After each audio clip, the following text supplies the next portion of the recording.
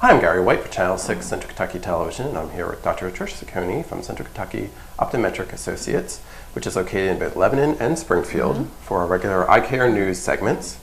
And we have a couple questions that viewers have been asking that we're going to pass along to Dr. Ciccone today. The first one is, what causes when somebody has a fluttering eye or whatever, it feels like their eyelid just keeps going up and down? What is that?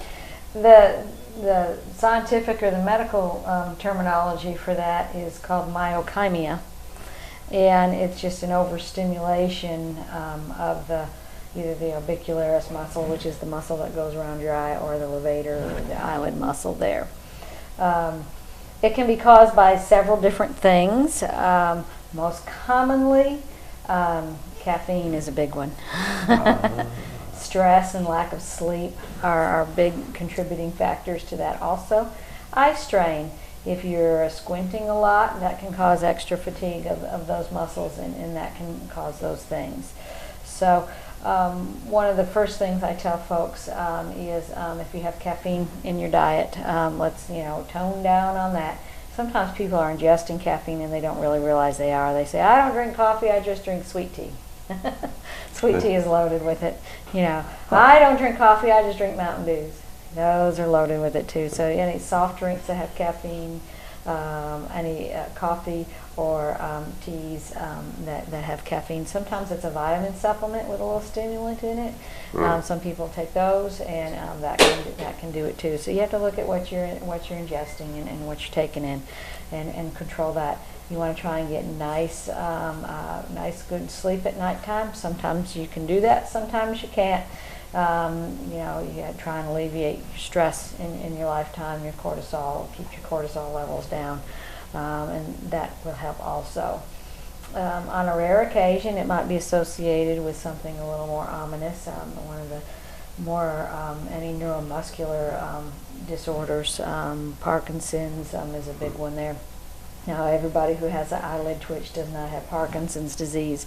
It would be more the rarity that would be a cause of it. But on a rare occasion, if you're having not only your eyelid, but you're having twitching elsewhere, then you might want to talk to your doc and get some neurological advice there. Reducing caffeine, getting good sleep. Sometimes cool compresses help. Sometimes antihistamine will help a little bit with that too. We don't really know so much what the mechanism is there, but the antihistamine will sometimes reduce that also. So that's what happens there.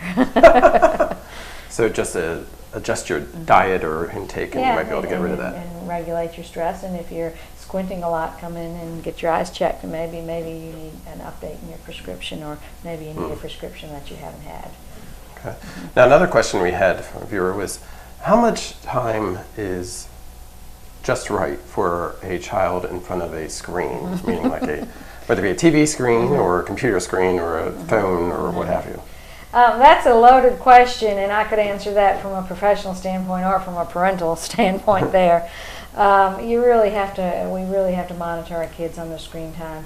The big professional thing about screen time is that the more time they're spending on the screen, the more harmful blue light they're being exposed to.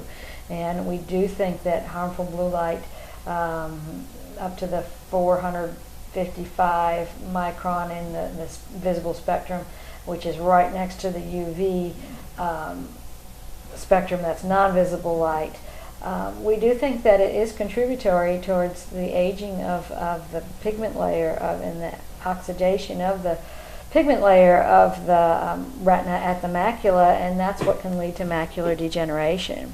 So we used to tell everybody, control the sun, protect your eyes from the sun. Now we're telling everybody, protect your eyes from the sun and protect your eyes from blue light by reducing your screen time. And our kids, they're being exposed to it so much more ever than we ever were, because they didn't have screens when I was growing up, So, my overall lifetime exposure, think of it just like your sun, when your overall lifetime exposure to the sun in your skin increases your risk of skin cancer, your overall lifetime exposure not only to ultraviolet light but also to harmful blue light. So our kids in these younger generations are being exposed to more and more. So, limiting that screen time as much as you can, you use what's necessary to get their schoolwork and their homework done, and then really I would limit, that extracurricular to an hour or less a day, for sure. If it's not necessary, don't use it, or limit your exposure. They don't need to sit there and watch YouTube videos for forever. Not only is it not good for their eyes, I don't think it's very good for their brains either. But, that's kind of a parental thing there. Yeah. But anyhow, so limit the screen time, and if they are using screens, and get them a filter, a blue filter. If they wear prescription glasses, we can build that in with Eisen lenses. We can build that smart blue filter right into their lenses for them.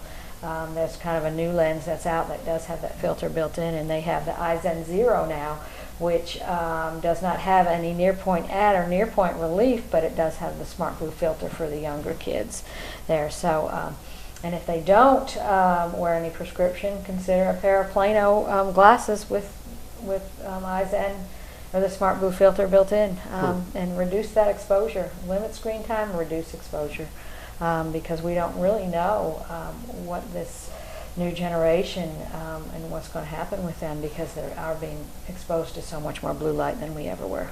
Right. Okay. Well, that's some great advice from Dr. Trish Saccone with Central Kentucky Optometric Associates, offices in Lebanon and Springfield. If you have a question, you can email info@channel6tv.com, and we'll pass that along to Dr. Saccone next month. This has been Carrie White for Central Kentucky Television.